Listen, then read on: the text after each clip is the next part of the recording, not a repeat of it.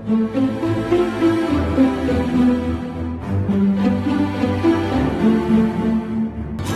sola baboyi moto oyo azali intelligent eza moto alukaka nzambe. Lui qui est déterminé en cette année 2022, c'est la personne-là que nous irons avec elle au combat. Parce qu'il y a des gens qui sont habitués à venir en retard. Jésus reviendra et il trouvera tout le monde parti au ciel. Ces gens-là viendront en retard et diront, jusqu'à cette heure-ci, ces gens-là ne sont pas venus à l'église. Les autres à 10h45. Aujourd'hui, nous allons sortir à 10h45. Les coloniaux sont donc tous les jours, ça reste ainsi. Dimanche 10h45, prière ici. À 10h45 dimanche, on termine le kit. J'ai vu un frère venir précipitamment au diaconat. Papa, je suis venu, j'ai trouvé le kit fini. C'est pourquoi je suis venu donner mon attention de grâce.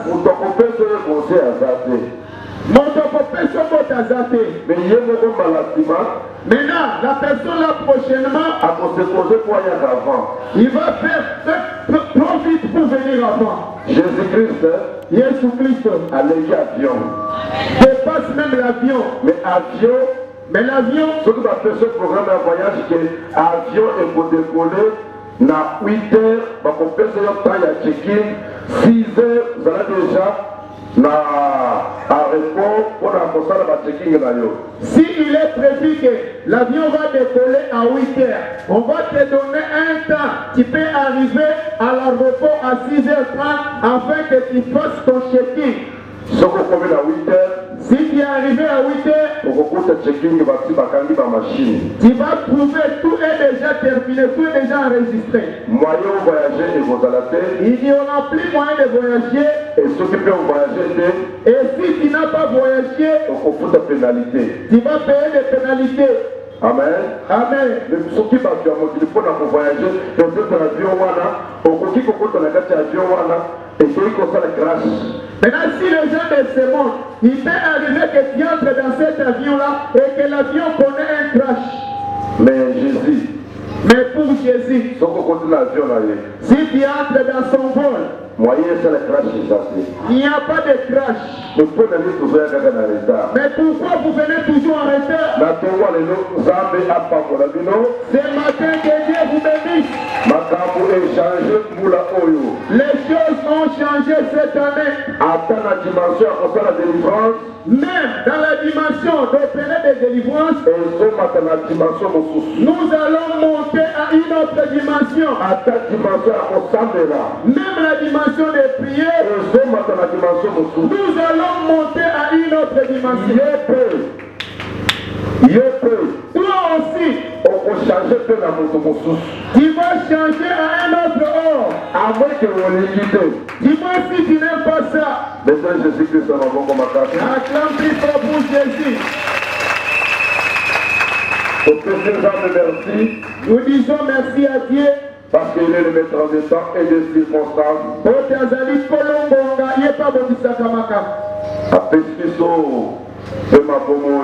Il nous a donné le souffle de vie. Pour traverser l'année 2022. Nous avons traversé, nous sommes entrés en 2022. Où beaucoup de gens ne sont pas arrivés. Maintenant, toi et moi, nous sommes en 2022. Ce n'est pas parce que nous étions plus forts qu'eux. Ce n'est pas parce que nous prions beaucoup. C'est juste la grâce de Dieu. Mais puisque la grâce que Dieu nous a faite. Et nous devons être reconnaissants de cette grâce. C'est pour cela que nous devons être reconnaissants envers cette grâce-là. La personne qui est reconnaissante ce matin, et reconnaître Jésus dans ton et reconnaître Jésus ce matin. Que je vais reconnaître Jésus. On attend pour Jésus. Merci beaucoup.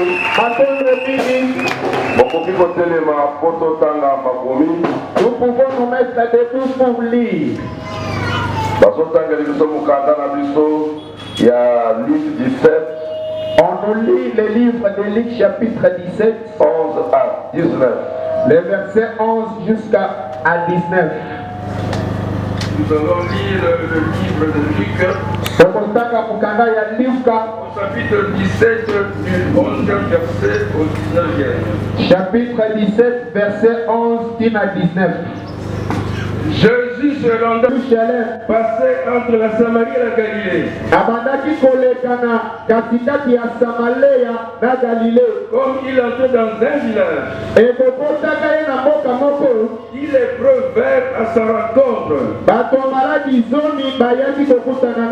Se tenant à distance, ils élevèrent la voix et dirent: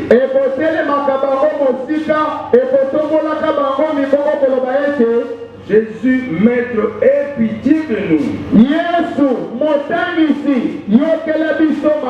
Dès qu'il les eut vus, il leur dit: allez vous montrer au sacrificateur. Et pendant qu'ils y allaient, il arriva qu'ils furent guéris.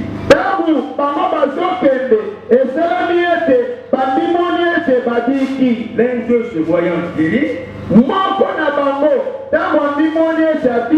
revint sur ses pas, glorifiant Dieu à haute voix. Il tomba sur sa face au pied de Jésus et lui rendit grâce. C'était un Samaritain. Jésus prenant la parole dit: les 10 n'ont-ils pas été guéris? Et les 9 autres, où sont-ils? Ne s'est-il trouvé que cet étranger pour revenir et donner gloire à Dieu? Puis il lui dit: lève-toi, va. Ta foi t'a sauvé. Amen. Amen. Veuillez vous mettre que ce Dieu-là vous bénisse. On a fait lire ces passages-là afin de résumer, de répéter ce qu'on a parlé pendant ces 3 jours.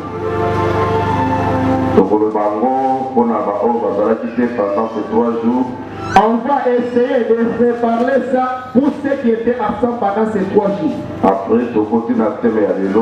Ensuite, nous allons entrer dans notre thème d'aujourd'hui. Peu importe toutes ces choses-là, nous allons respecter notre temps. Tosengi na Papa Bernard atanga lebiso lecture pour ezokotisa biso na thème ya lelo parce que thème ya lelo ezoloba que ton étoile brille. Mon Dieu ton aïeux est là. Que Dieu vous bénisse. Le Basikoyo, que mon étoile brille. Très bien. Ton étoile va briller. Mon Dieu ton aïeux est là. Que ton étoile brille. Tu peux écrire ce thème-là intitulé Mon Dieu ton engala. Ok, on y va rapidement. Matthieu chapitre 2, le verset 1er jusqu'à 20. Nous lisons au livre de Matthieu chapitre 2 du verset 1er jusqu'au 20. Jésus étant né à Bethléem en Judée, Yesu abetamaki na Bethléem na boka Judée au temps du roi Hérode. Na eleko ya mokonzi Hérode. Voici des mages d'Orient arrivèrent à Jérusalem Botala bato ya mayele barutaki na Yerusalem et dirent: balobaki ete Où est le roi des Juifs qui vient de naître? mokonzi ya bayuda oyo auti kobotama aza wapi? Car nous avons vu son étoile en Orient. Po te tomonaki monzoto na ye esika moyo ekobimelaka. Et nous sommes venus pour l'adorer. Biso toye mpona tokumbamela ye. Le roi Hérode ayant appris cela, ntango mokonzi Hérode ayoki sango oyo, fut troublé et tout Jérusalem avec lui. bango nyonso ye na Yerusaleme batungisamaki mingi. Il assembla tous les principaux sacrificateurs et les scribes du peuple, asangisaki banganga nzambe ya minene nyonso. et il s'informa auprès d'eux où devait naître le Christ. mpe atuni bango mokonzi oyo bazoloba akobotama wapi? Il lui dit, bayebisaki ye à Bethléem en Judée, mokonzi wana akobotama na Beteleme na mboka Jude. car voici ce qu'il a été écrit par le prophète.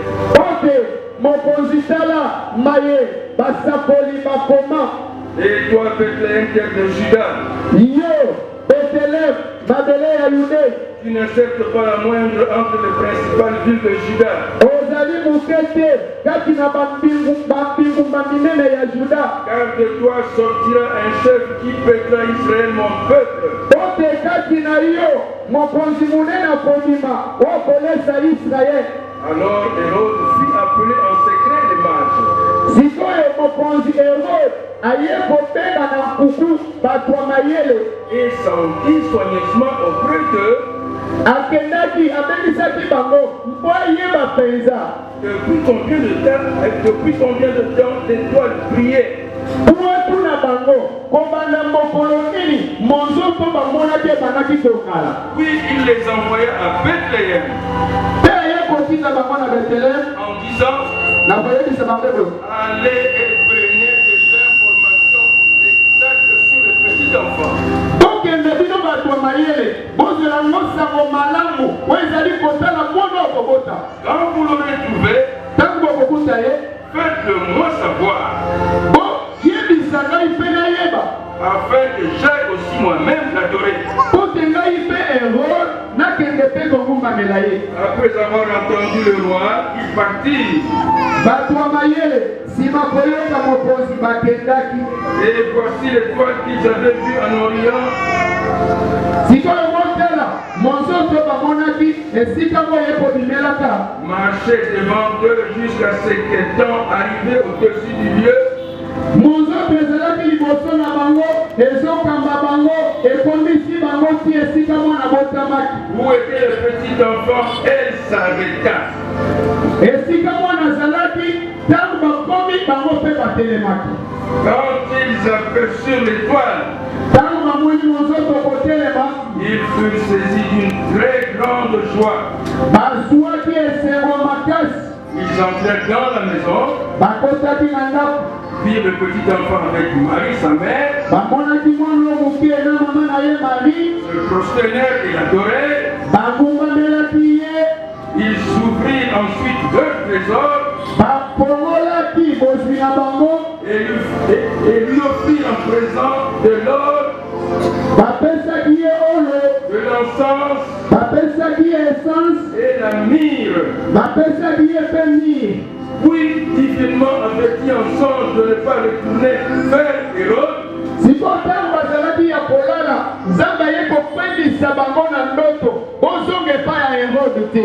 ils regagnèrent leur pays par un autre chemin. bazongaki na mboka na bango balandaki nzela mosusu. Lorsqu'ils furent partis, ntango bakendaki voici un ange du Seigneur apparut en songe à Joseph et dit, botala mwanze na nzambe aye komimonisa na Joseph ayebisi ye lève-toi, telema prends le petit enfant et sa mère, zwa mwana moke na mama na ye fuis en Égypte kima na Egypte et restez ici jusqu'à ce que je te parle.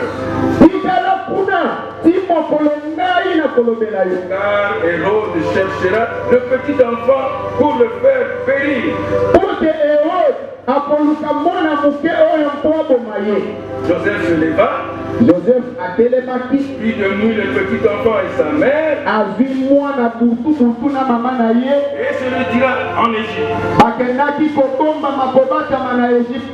Il y resta jusqu'à la mort d'Hérode. Batikalaki kuna na Égypte ti Hérode akufaki. Afin que s'accomplisse ce que le Seigneur avait annoncé par le prophète. Pote mayenzambe alobaki na monoko ya basakoli ekokisama. J'ai appelé mon fils hors d'Égypte. Nzambe alobelaki bango boye na minoko na bango. Nabengaki mwana na ngai libanda ya Égypte. Alors Hérode, Sima Hérode, voyant qu'il avait été joué par les mages, se mit dans une grande colère. Et il envoya tuer tous les enfants de 2 ans et au-dessous qui étaient à Bethléem et dans tout son territoire.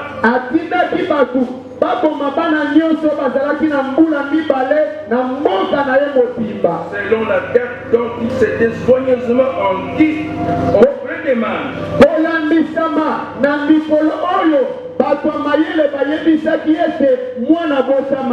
Alors s'accomplit ce qui avait été annoncé par Jérémie le prophète. On a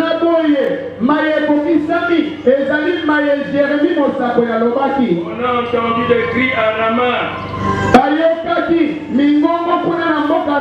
des pleurs et des grandes lamentations. Rachel pleure ses enfants et n'a pas voulu être consolée parce qu'ils ne sont plus. Quand Hérode fut mort, voici un ange du Seigneur apparut en songe à Joseph en Égypte.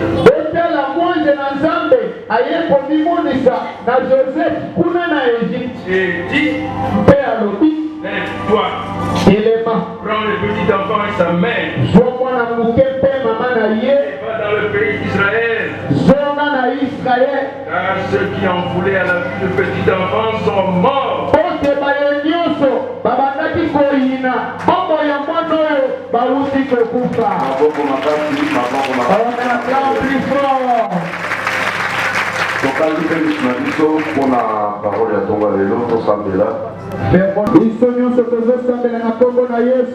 Nous te disons encore une fois merci, Jésus-Christ de Nazareth. Nous te sommes infiniment reconnaissants pour les souffles vital.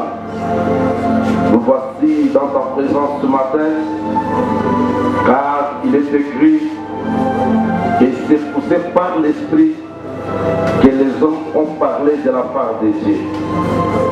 J'aimerais que je disparaisse ce matin et que toi tu apparaisses.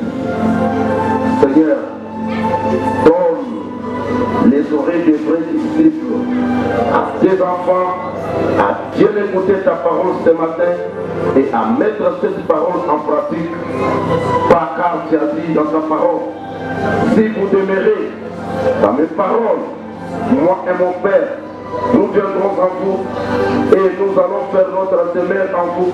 Et à ce moment-là, demandez tout ce que vous voulez demander à mon nom et moi je dirai à mon Père de vous accorder cela.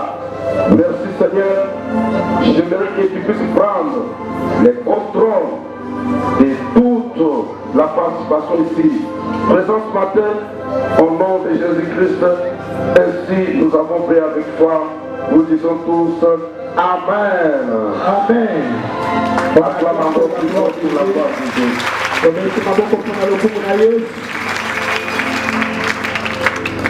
La kanisi ke tobandaki mokolo ya dimanche na 3 jours oyo tosali ya reconnaissance à Dieu et puis il y a protection divine.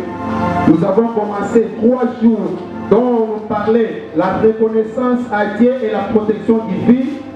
Donc kolakisa batu lolenge mutu esengeli azala reconnaissant liboso na Nzambe. On a montré aux chrétiens comment est-ce que tu peux être reconnaissant envers Dieu.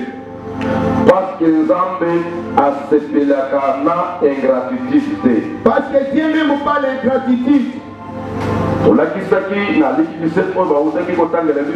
On a montré dans les passages qu'on nous a lu en Luc 17, verset 11 à 19, les versets 11 jusqu'à 19.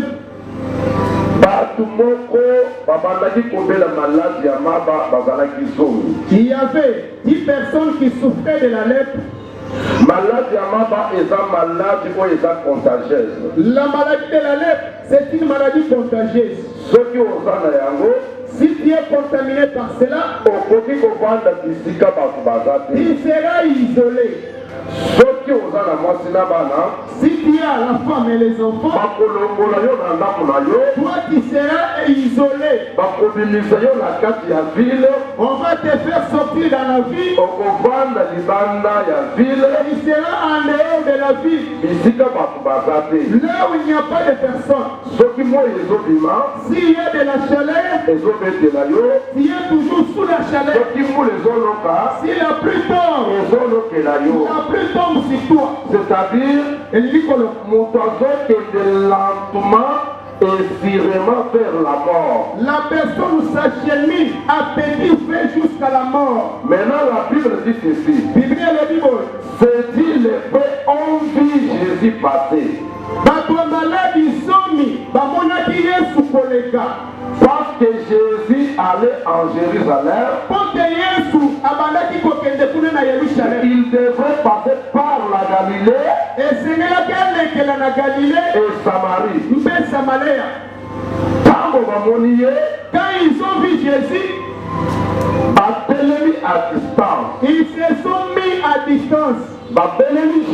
Ils ont prié à Jésus.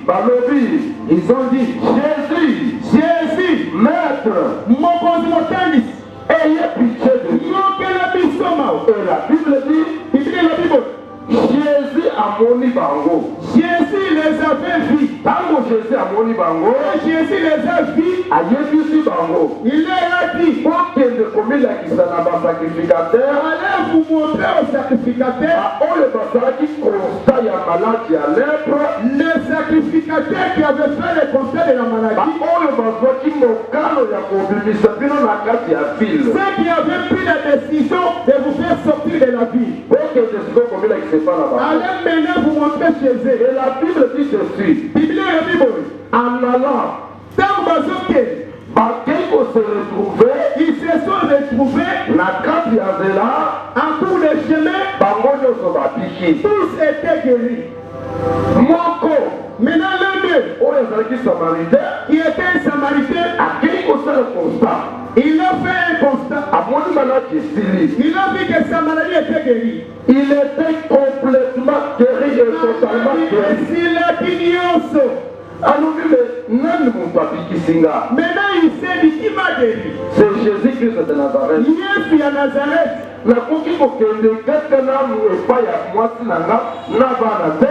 Je ne peux pas me rendre. C'est lui qui a le plus.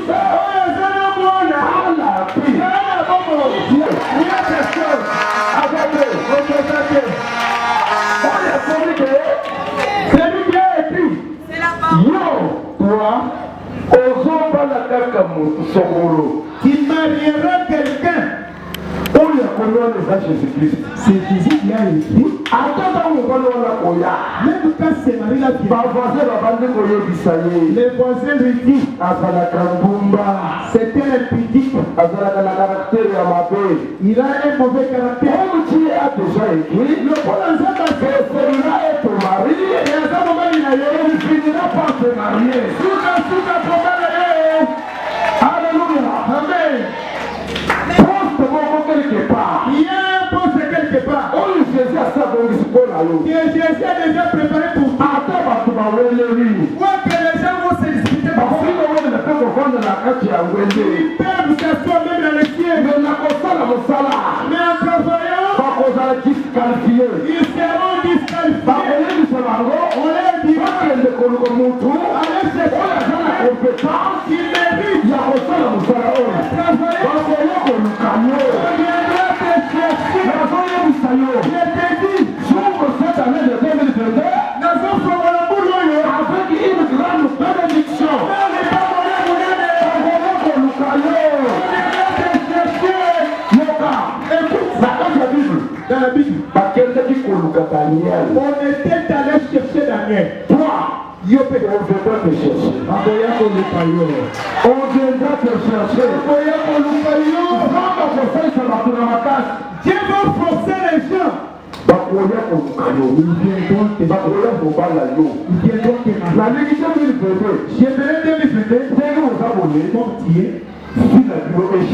Que vos vies changent. Tout ce que Dieu a dit pour lui s'intéresse. Maintenant quand les gens de loin viennent, quand les gens apprendront ça, ils trouvent réellement que toi qui es ici, oh, tu es béni par Dieu. Pourquoi? Ton ami, il y avait une femme de Séba. Quand elle a appris la nouvelle de Salomon, moi-même j'ai fait voir la sagesse de Salomon. Quand elle était arrivée, elle a trouvé son entourage. Tous ces gens-là étaient en bonne vie. Tous ces gens-là s'étaient. Même Salomon aussi. Cette femme-là a fait beaucoup de choses. Pour mener à Salomon. En vérité, elle a dit en vérité. Ce que j'ai appris est vrai. Parce que l'entourage de Salomon, tous ces gens sont bénis. Et Salomon même, et Salomon aussi, je te dis, Dieu abandonnera le combat pour la loi. Commence à te bénir. Afin que les nouveaux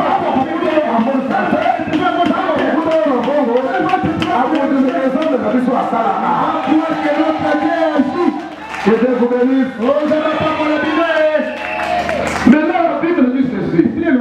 David quand David a fait le constat, il a dit, moi David, je n'ai pas étudié. Quand les autres partaient à l'école, moi je partais dans la brousse protéger le troupeau de mon père. Mais Dieu a laissé qui est parti à l'école. Il ne les a pas loin. Il a venu me prendre un homme. Écoute, les choix de Dieu ne comptent pas la taille de la personne. Les choix de Dieu ne comptent pas sur les études du frère. Les choix de Dieu ne comptent pas sur la tribu de la personne. Mais quand Dieu veut faire, il fera selon sa souveraineté.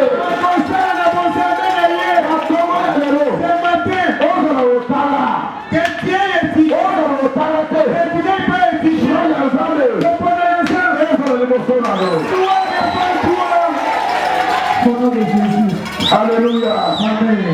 Alléluia. Amen. La Bible dit, ça ne dépend ni de celui qui court. Le temps où on est à l'autre, mais quand Dieu agit, il fait comme il veut. Là où il veut. Et à celui qui veut. Pas juger le peu. Il est orgueilleux. Elle aussi commence et il ne mérite même pas ça. Toi qui vas, tu as 3 diplômes. Mais quand la personne est venue, il t'a laissé toi. Il est allé marier, il est très laissez-lui calme. C'est le mariage que Dieu lui a fait grâce. Pourquoi tu as la haine? Au lieu peut-être de compresser notre corps, au lieu de la presser, que tu es chiquement habillé, mais toi tu commences à me pour que ça fasse quoi? Toi tu voulais que ça fasse quoi? Toi, tu voulais que ça fasse quoi? Je te dis. Ça, c'est une vérité. Ça dit pour solo. Si je porte les pantalons dits avec les polos, la sandale, en sandales, la façon dont je vais marcher, ça sera différent. mais quand je porte une veste, Si je porte les vestes avec les chaussures, la démarche doit changer. autant on le fait, et vous avez le même C'est normal. et c'est bon. Oh, là, tu fais cette année, ça c'est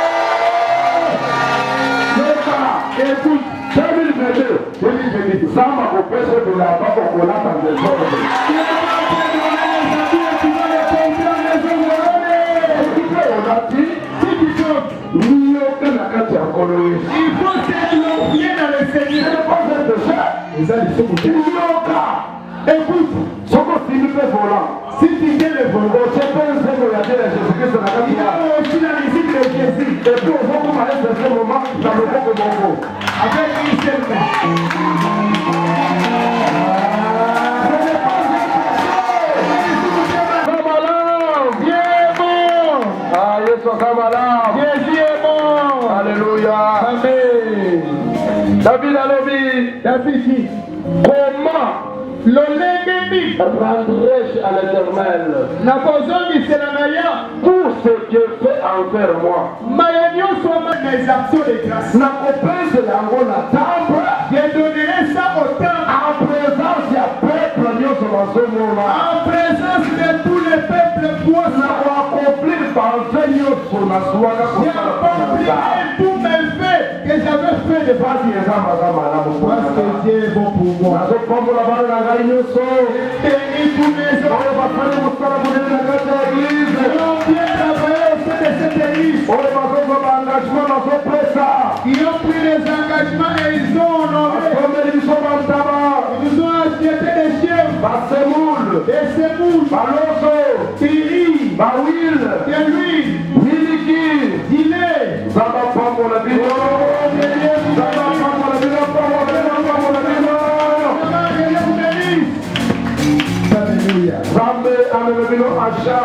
Que Dieu vous prenne en charge. Vous êtes bénis. Alléluia. Amen.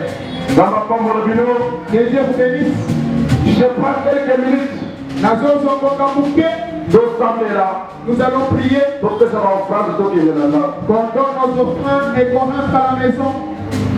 Peut-être 10 minutes. Parfois 10 minutes. On a décortiqué un peu thème de la vision à l'éloge. Afin de décortiquer notre thème d'aujourd'hui. Donc on va continuer là. On va continuer ça après. Que ton étoile brille. Mon Dieu, Amen. Que ton étoile brille. Amen. J'ai dit bien en 2022 que ton étoile brille.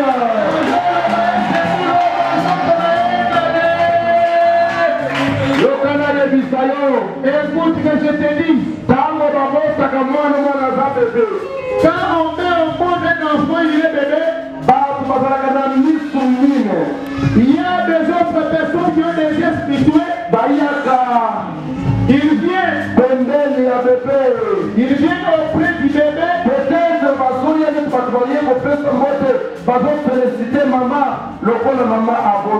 Ils peuvent venir pour consoler la maman, visiter la maman, parce que la maman a dit au monde,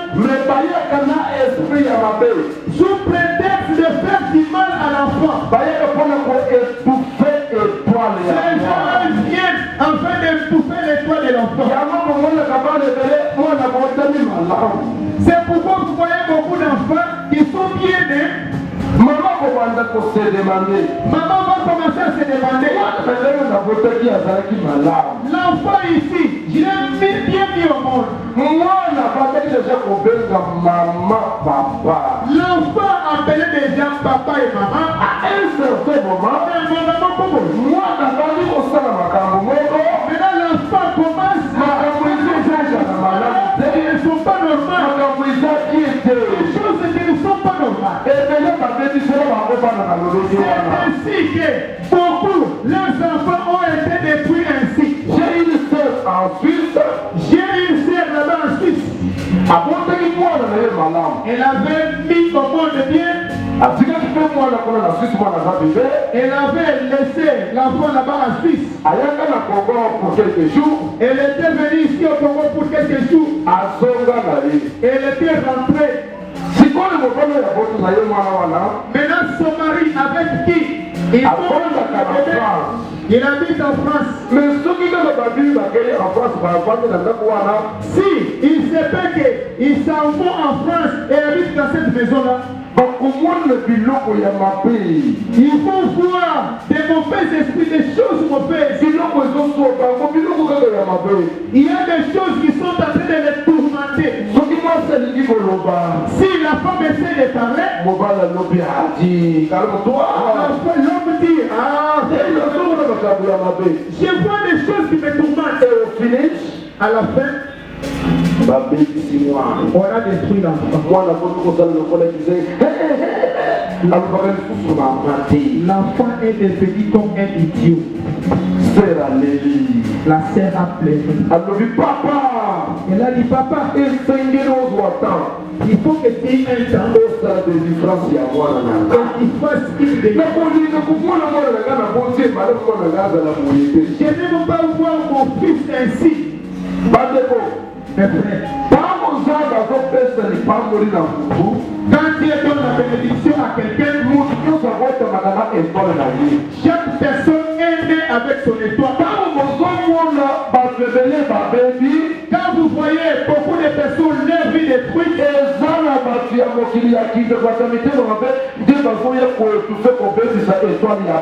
il y a des gens de mauvaise foi qui ont des mauvais esprits qui détruisent les étoiles des hommes.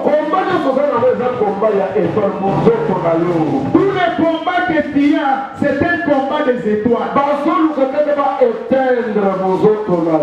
Il fait par tous les moyens pour éteindre afin de l'étouffer. Parce que le rôle de l'étoile, c'est le rôle de prier. L'étoile doit prier. Et il faut que l'étoile brille. Mais par contre,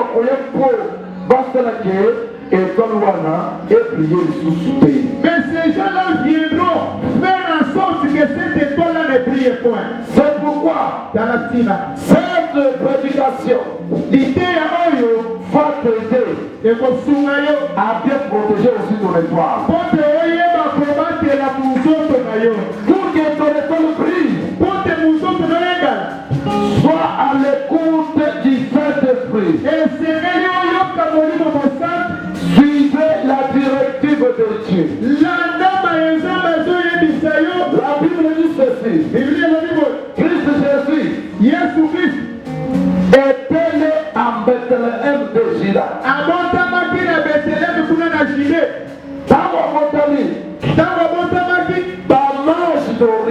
Il y avait des mages de l'Orient. Directement, ils ont aperçu l'étoile de Jésus. Ils ont dit cette étoile. C'est une étoile différente des autres. Maintenant, l'étoile c'est une étoile du roi qui vient de naître. Il faut que nous saluions là où il est né. Afin que nous saluions les prophètes. afin que nous allions l'adorer. Écoutez, Jésus, Yes. on a commencé à l'adorer Babandaki Tongoma Melaye, quand il était enfant. Alléluia. Amen. Jésus Yes. mérite notre adoration. Abongi na Bokuma Mela. Les mages sont venus. Dirigés par l'étoile. Ils étaient dirigés par ces mêmes étoiles. Parce que Ils sont en train d'y aller. l'étoile est dirigée par vous. L'étoile est en train de les diriger. À un certain moment, Un bon moment pour eux. va se retrouver et pas à Héros. Ils se sont retrouvés chez Hérode. Maintenant, quand ils ont dit un chacun, quand ils sont partis chez Hérode, l'étoile avait disparu. mon zone de Lumwaki. Et ça n'a pas tenu. Il y a beaucoup de gens. Les étoiles pour briller. Briller. Pourquoi? Qu'on a dit parce qu'il y a la présence de Yazar. Parce qu'ils étaient en présence de Dieu. Quand la présence de Quand ils étaient en présence de Dieu, ils sont partis dans le monde. l'étoile a disparu. Maintenant, l'étoile a disparu.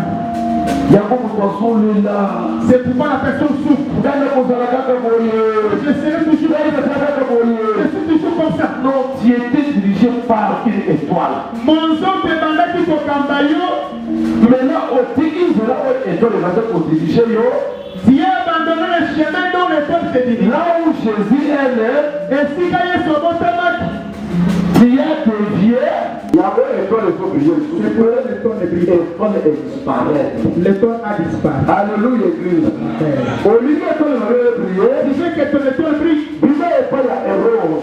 Sauf chez Hérode, Parce que Hérode quand Hérode a symbolisé Satan. symbolise le diable. Il y a un peu de Bible. Écoute ce que la Bible dit. Dans le mamage, Hérode, Quand les mains ont rencontré Hérode, Hérode, parce qu'il y a Israël. on dit à Hérode, Est-ce que vous qui connaissez qui se dit ça, ici dans Wapi, roi, on a Israël à Botani.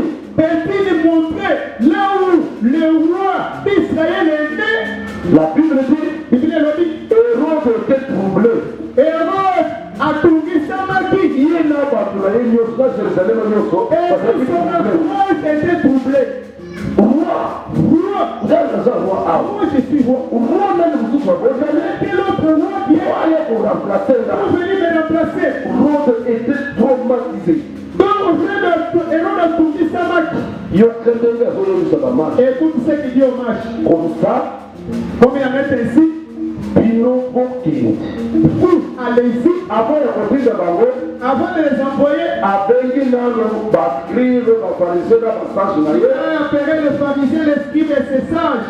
Aïe, je suis dans Il leur a dit, vous fuyez, vous feuilletez. cherchez partout. Roi, on est le gars de Les rois dont on nous parle qu'il est né. à Kogo Tamawa. Où est-ce que ces rois-là seraient nés? À feuilleter, Ils ont fouillé. On lui a dit, nous avons eu. il fallait qu'il apporte Il fallait que ces rois soient la nés Bethléem de Judée. là-bas à Bethléem à Judée. Aïe, c'est ce qu'on va manger. Maintenant il dit au match. Si nous sommes Maintenant allez-y. besoin d'informations exactes. Ayez des informations exactes. Place-moi dans la botanie. Là où l'enfant est né, venez me le dire. Moi aussi que j'ai la donné. J'ouvre une parenthèse. Pour collaborer. Ndoki alokaka pamba pamba te. Les sorciers n'en voûtent pas en rien. Ndoki po aloka Les sorciers pour un sorcier, alokaka information exacte. il a besoin de vraies informations. Akokende kotala soki moto wana azwi mosala. Il ira voir pour savoir la personne a eu du boulot. Babandi kofuta deja ye ngongo. Est-ce qu'il est payé? Mibali baye kose présente epa na bango. Est-ce qu'il y a des maris qui se sont venus présenter? Basi bapesi na dot. On a déjà donné la dot. Bapesi na dot. On a donné la dot. alobala information exacte. Maintenant, il a eu l'information exacte. Ya solo basi baye bapesi na dot. Exactement, on a donné la dot. Ils sont venus. Bakose réunir. Ils vont se réunir Po babundisa sikoyo étoile wana. afin de combattre cette étoile. Po étoile ekende liboso te. Afin que cette Po étoile étoile ekende na libala te. afin que la femme n'aille pas au mariage. Ntango sikoyo batwale Bible pas la Hérode. Quand ces gens-là sont sortis chez eux, La Bible dit ceci. Étoile et Sikoyo pour réapparaître. maintenant, l'étoile était réapparue. Très bien, interprète. Et Dieu te bénisse. Merci beaucoup. Et parmi Sikoyo pour diriger Bango. Maintenant, l'étoile s'était mise à les diriger encore. Jusque là où Jésus était né. Quand ils sont arrivés, ils se sont agenouillés devant Jésus, petit enfant. Joseph était présent et sa femme. Ils se sont mis à adorer Jésus.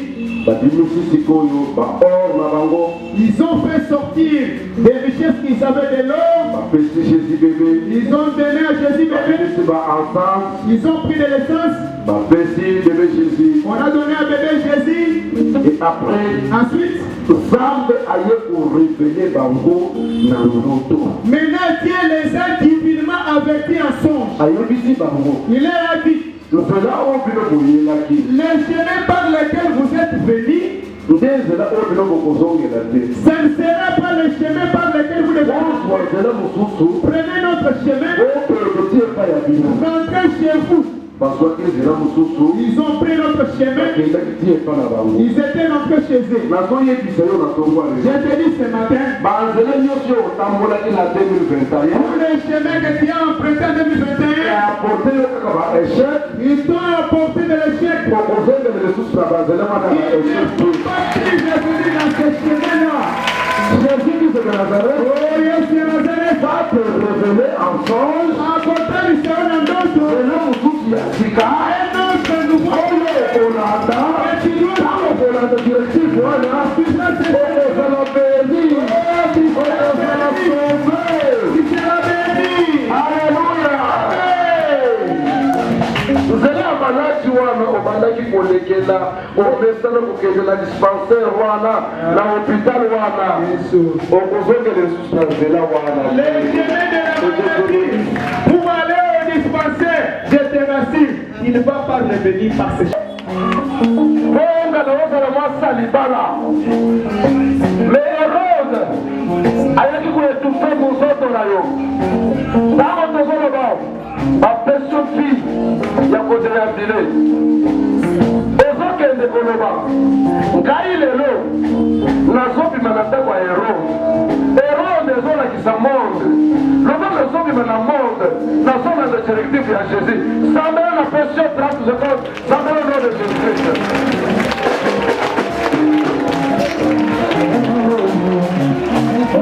Jésus-Christ,